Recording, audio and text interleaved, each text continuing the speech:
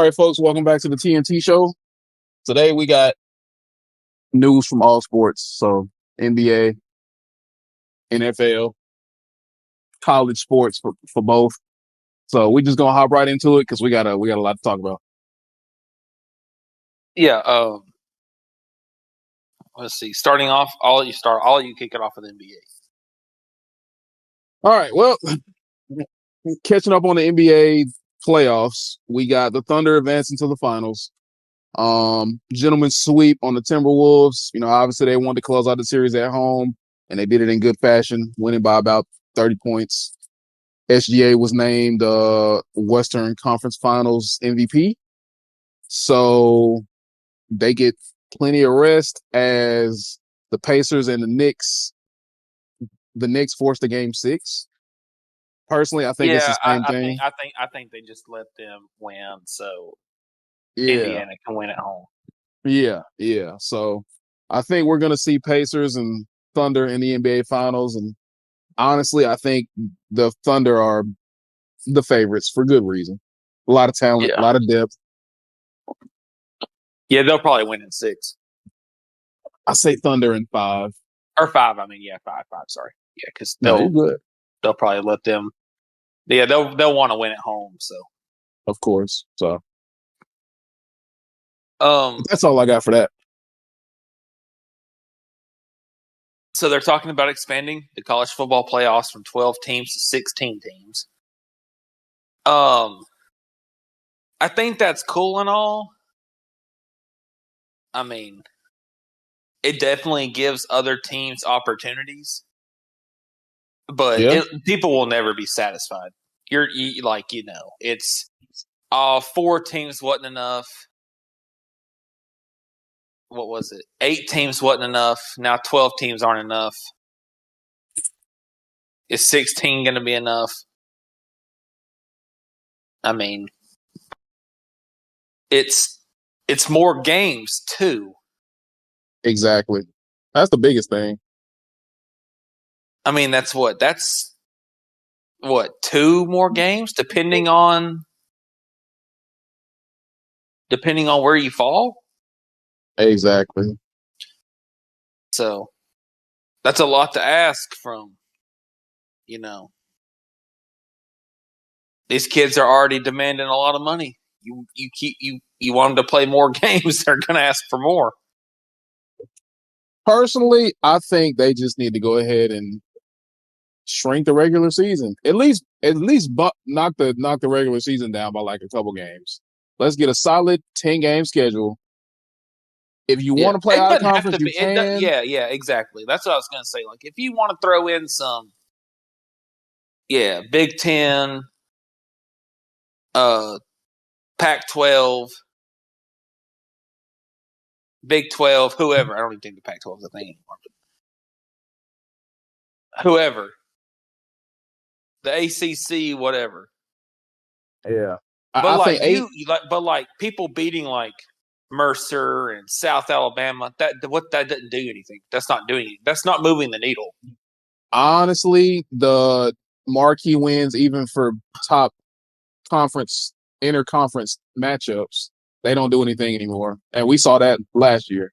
So I think if they're gonna do it like that, shrink it to 10 games. Let's make it an 8-game in conference, and you get only 2 out of conference matchups. Because I think now you get like that those schools are missing out on money because they get paid a decent amount of money to come play.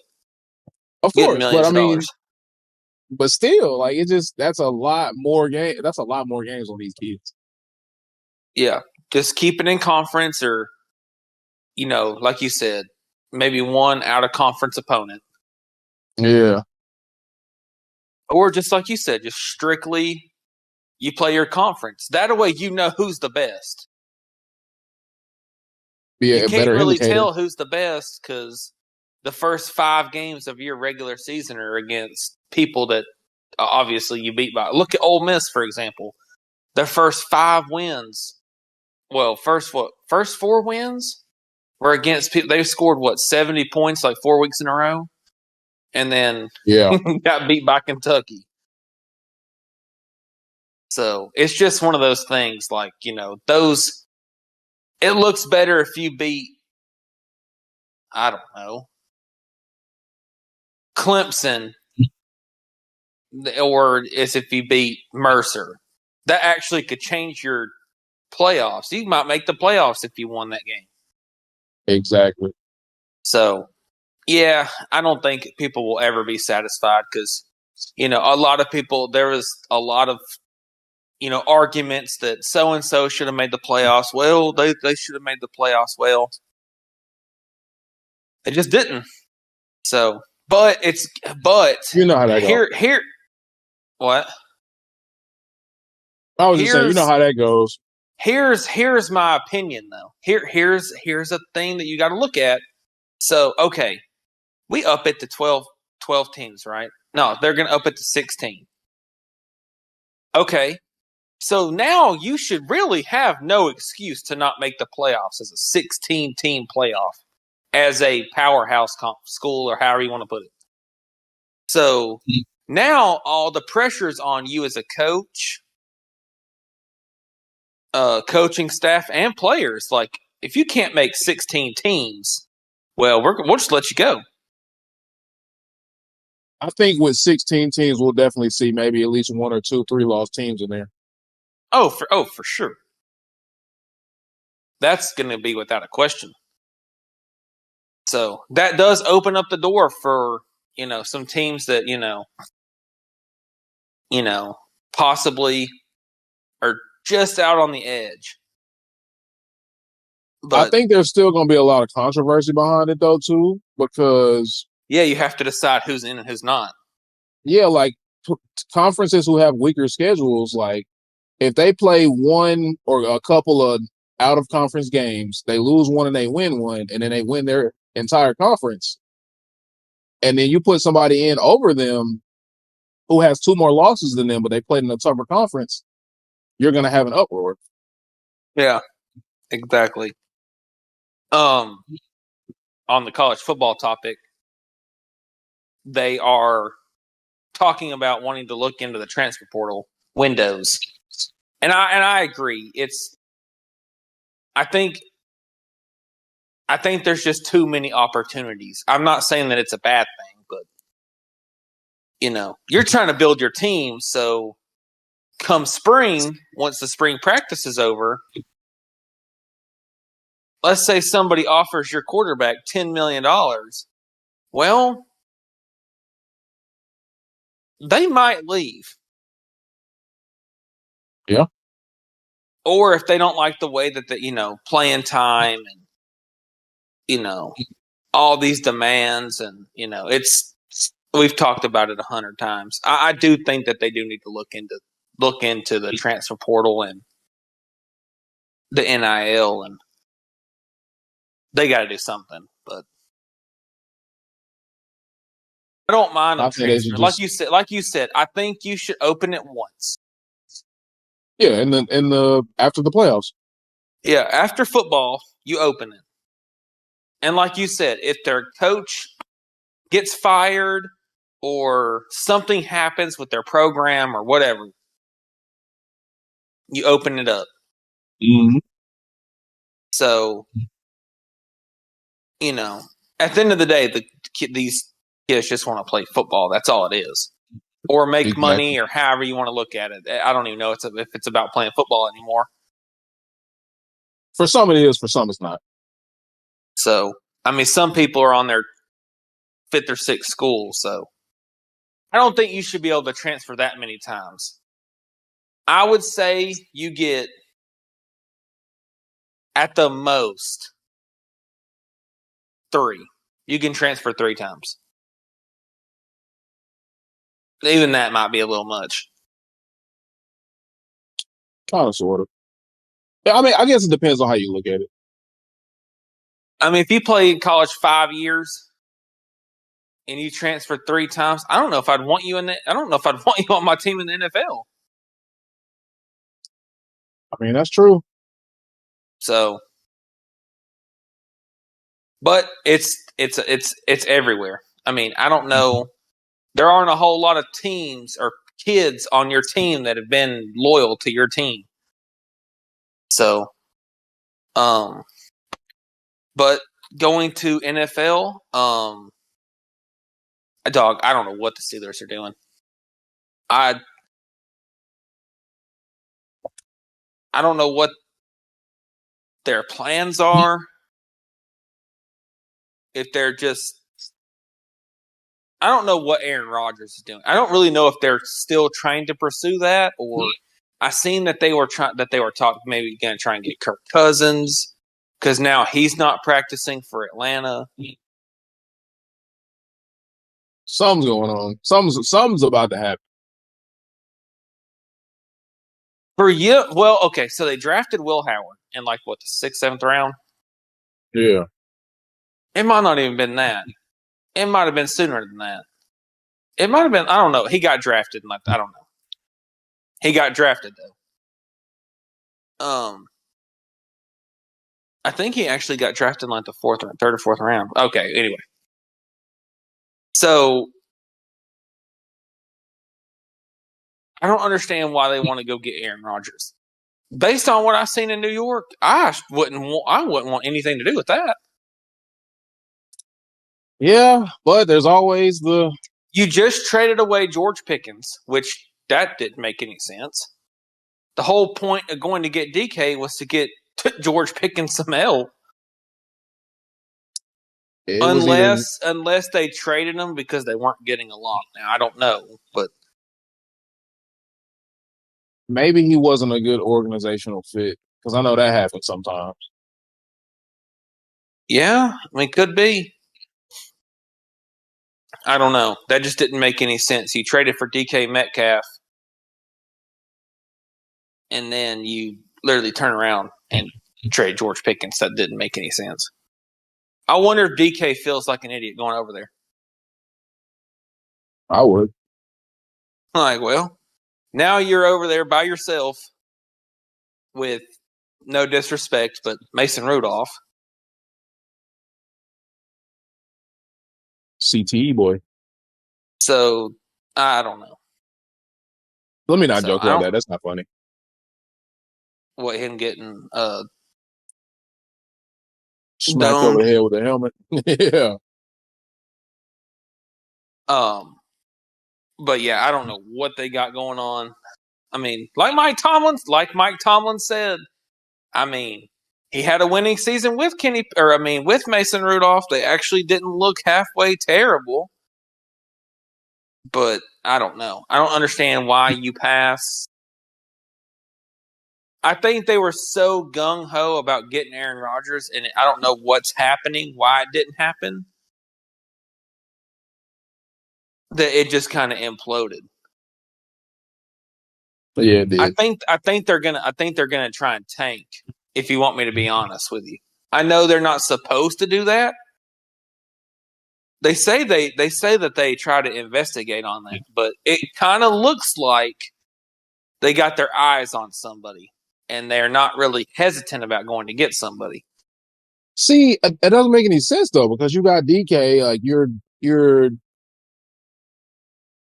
they drafted a running back too, so I mean, they still want to be competitive from my perspective, but it's the quarterback thing. Like, I mean, it's a lot of rumors floating around. First, it was Aaron Rodgers. Kirk Cousins' name has come up.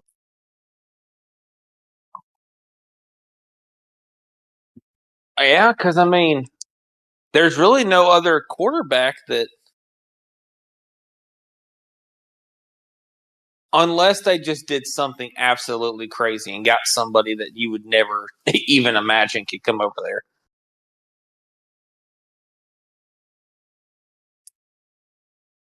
Only time will tell. Only now, what they could do is, well, see, the thing, the problem is Mike Tomlin's never had a losing season, so I don't see them tanking because that would ruin everything he's worked for. Unless you just go get somebody, like you said, middle of the season or something. But anyway, so, we're kind of, not really, but we're getting closer to. I think we're 2 months away from the 53-man roster cut. Obviously, the biggest question marks are probably with Cleveland. They have 5 quarterbacks on their roster. What do you do? Who do you get rid of? You keep Dylan Gabriel and you keep Shador Sanders. I think you keep Flacco. You start Flacco. No. Because they signed Flacco to a deal. So they traded for Kenny Pickett, so he's still on his rookie deal. So I would keep Flacco because obviously he's probably the best out of the 4,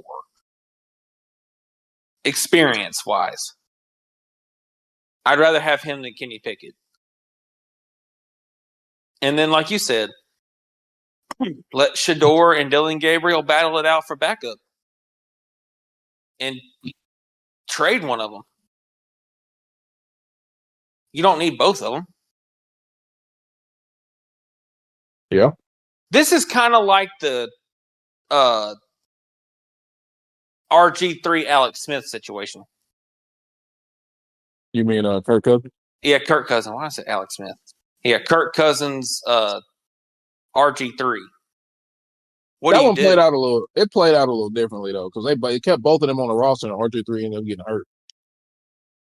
Well, looks like history might repeat itself. Who would you? I think you got to start Flacco. Unless I'm not starting though, Flacco. No disrespect. Unless Gabriel or Sanders, whoever is better.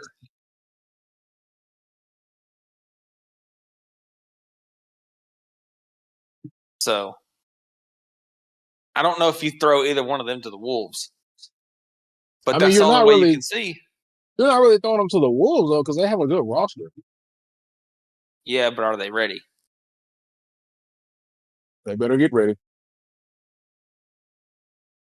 Yeah, I don't really know who it's going to be, though. They can't keep all of them. I can tell you that. Because, unfortunately, any Browns fans that are out there, you'll probably already know, you're stuck with Deshaun. Because ain't nobody going to touch that. You're stuck with him for however much longer it is. Nobody is going to even remotely trade for him, pick him. You can't cut him. Too much money. So, yeah, I mean, you're stuck with that. It's not even about him being hurt. It's about all the baggage and stuff he's bringing with him. Nobody wants that.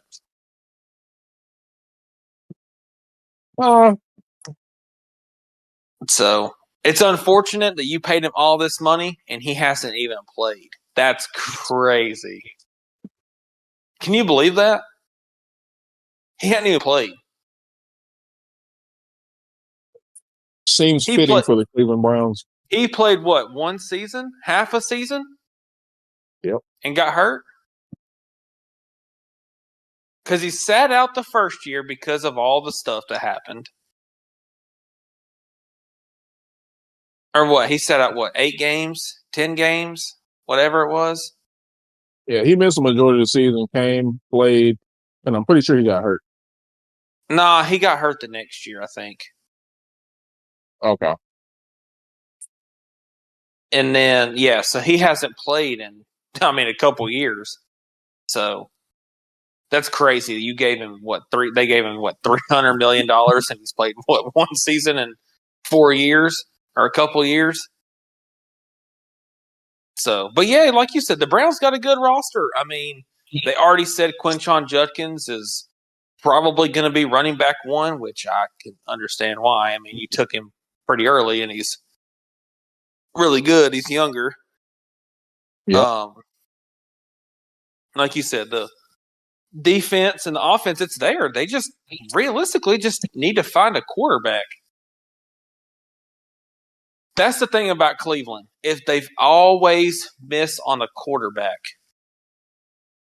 I think what they should do, honestly, What I thought they should have done was trade Myles Garrett and tried to win and got like a veteran.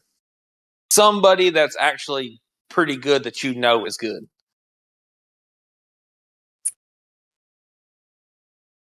But they can't keep coaches.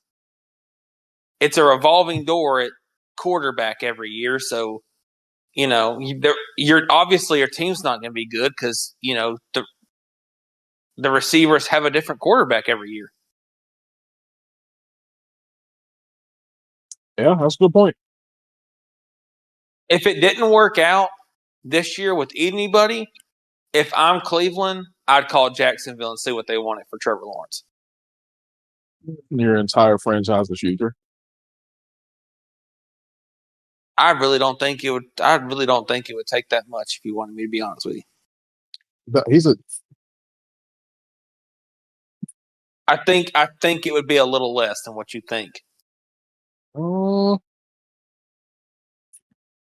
It's a $300 million quarterback. So I think I might try it because he's about the only real one that is kind of struggling. So I don't know if you could finesse Jacksonville, but you might be able to.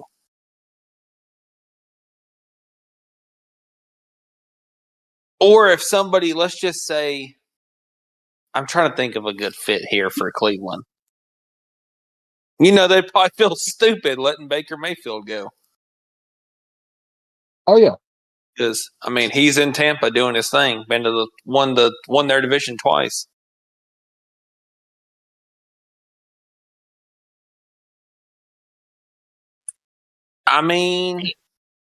All jokes aside, let's just say Bryce Young has an underwhelming season.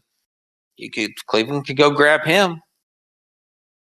How much worse could it be? Exactly. How much worse could it be?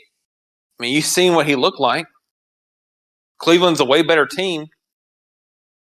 Way more weapons. Way better roster. So, why not? Bryce Young is going to be a top 10 quarterback this season. Before or after they cut him by week 10? Or before they put him on the bench? Is that before that or? Because I'm locking it in. A top 10 quarterback. Top 10 quarterback this season. Yeah. Okay. With what? Is that is that with the rest of the league locked out or something, or everybody got hurt, or could you imagine? Could you imagine if all the franchise quarterbacks got hurt and every team had to win with their backup? That'd be insane. A lot of people got hurt last year. A lot of people were hurt. There were a lot of teams with their backup quarterbacks. That's my question to you. Who's the best backup quarterback in the league? If you had to pick one.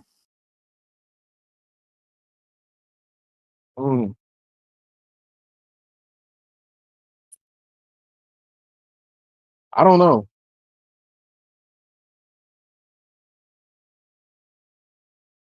That's a tough question.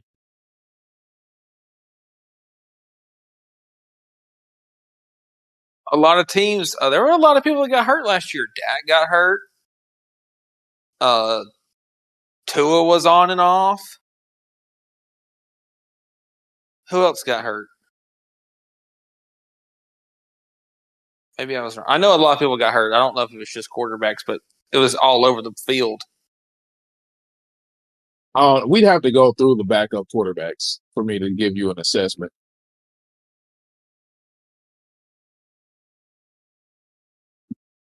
Honestly, I'd probably go Joe Flacco if I had to pick one.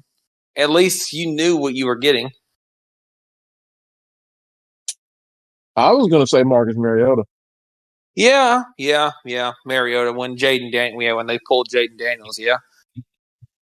Yeah, he's in a great situation. Same style of plays. You're just plugging in Mariota. They don't have to change their offense. They can literally run the exact same thing. They don't have to change anything.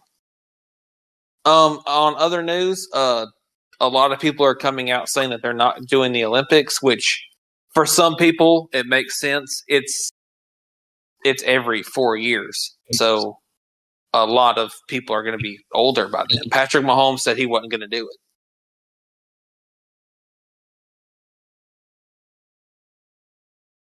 So saying and doing might be two different things. I'm pretty sure if they asked him, he would do it. He'd And probably say no. it's no disrespect to the flag football people, but it's like I said. Do you want to go watch whatever his name is? I don't even know his name. To be honest, I really don't. Or would they want to go watch Patrick Mahomes? Easy choice. And it's like they said on the podcast. As soon as Patrick Mahomes or Lamar Jackson or Josh Allen or whoever pull up, you might as well get back in your car and go home. Because you're not going to – you might beat them out, but you don't have the publicity that they have. You don't have the power that they have. And it's unfortunate, but it is what it He was is. right there. Power. Yeah, that's all it is. It's all about money. No disrespect to the flag football people, because that's what they do for a living. But nobody wants to go see Tom throw the ball to Jim when you can see Patrick Mahomes throw the ball to Justin Jefferson in the Olympics. Just being honest. I'm just being honest. I mean, Would I right. watch it? Maybe. But I'd much rather watch Patrick Mahomes throw the ball to Justin Jefferson and Jamar Chase. I'd much rather watch that. Too bad that can't happen because the Bengals gave all their money to everybody on offense. No, I'm saying in the Olympics. Oh, okay, my bad. Yeah, so like the Olympics, do you want to see me throw the ball to you, or do you want to see one of the greatest quarterbacks of all time throw to two of the best receivers in football right now? In the Olympics, for a gold medal. I mean, I'm just just going to to be be honest fair, with you. just to be 100% fair, you go to the Olympics to play in the sport of your profession. Technically, flag football isn't the sport of profession for NFL players. I see the argument. I see why the flag football people are mad because, the people in the NFL kind of got a free pass just because they're professional football players. But it's like everybody said, there's one way to settle it. You take the USA flag football team and you take whoever in the world we're going to put on our flag football team and you play 3 times. Best 2 out of 3. Whoever wins, they go. Or you take the players. I think you should just majority of the team should be the flag football players, and minority of the team should be NFL players. Obviously, for publicity reasons. No, they're not going to play that much. Give them a few plays here and there, but let your guys who laid the foundation to even have this sport be even mentioned in the Olympics. Give them their what they say in college basketball, one shining moment. Yeah. My argument will still be and will probably always be, what if you send somebody over there and they get hurt? Like you said, This is not their profession, so I don't know if the rules are different. I don't know how different it is. I've never watched professional flag football. So, I mean, what if you send Jamar Chase or Justin Jefferson over there? In the first play, they get hurt. Well, now you look like an idiot because, But hey, maybe this will get. You never know. Hey, people were talking crap about the XFL and CFL and the UFL, whatever it's called. Some of those guys are playing in the league right now. All you need is a chance. Hey, you're pretty good at flag football. Have you ever thought about playing professional football? I'll give you a tryout for my team because my wide receivers suck. I mean, no disrespect to any of those leagues, which I'm pretty sure it's the UFL now, it's United Football League. But most of those guys that are actually getting solid playing time are like special teams guys, like kickers or punters. The actual skill positions and quarterbacks and stuff like that, if they come over to the NFL, they're probably like third string, maybe backups, or not even really getting real playing time. So I think eventually, though, they will find a way to make that like a serious developmental league to where they can kind I of think send people. it's like we've talked about. I think that should be like minor leagues. Like Yeah, if you like, okay, for instance, okay, here's a great example. Okay, let's say you drafted, okay, Pittsburgh. You draft Will Howard. Well, you don't quite think he's ready, but there's only really one way for him to get ready. Okay, you send him to, I don't, whatever, if Pittsburgh has a team, whatever they are, you send him to whoever's team you're affiliated with so he can play. yeah. I mean, it might not be the NFL, but I mean, it's playing It's playing. experience You're in playing. You're contact playing. football. Yeah. So, but yeah, that's about the only thing. That's all I got. So, you got anything else? All the other thing I got is just the NCAA, how they were talking about expanding football. They're talking about doing the same thing with basketball. So instead of 68 teams, they're talking about 72 or 76. Yeah. So again, just same thoughts on that. Like, what is that going to do to y'all's basketball schedule? Are y'all going to still have the same long schedule plus expanding the tournament? Like that, I feel like it's a lot. Yeah, that's more games. Exactly. So I don't know. I think if either football or basketball is talking about doing another expansion, they should just have a solid plan first. Because we saw how going from 4 teams straight to 12 went. It was still a lot of argument, still a lot of this person should have made it, this person should have made it. Granted, now moving up again, expanding it again, and even in the NCAA basketball, it creates opportunities, like you said, for other teams who feel like they're right there on the bubble and they should have made it, but they didn't. Yeah, for sure. But yeah, no, that's pretty much it for me. That's all I got. All right. So if you made it this far in the episode, just tell us what you think about the expansions for football and basketball. What are your thoughts on it? We'd love to know what y'all think about it. But that's gonna wrap it up for us here on this episode, and we'll catch y'all on the next one.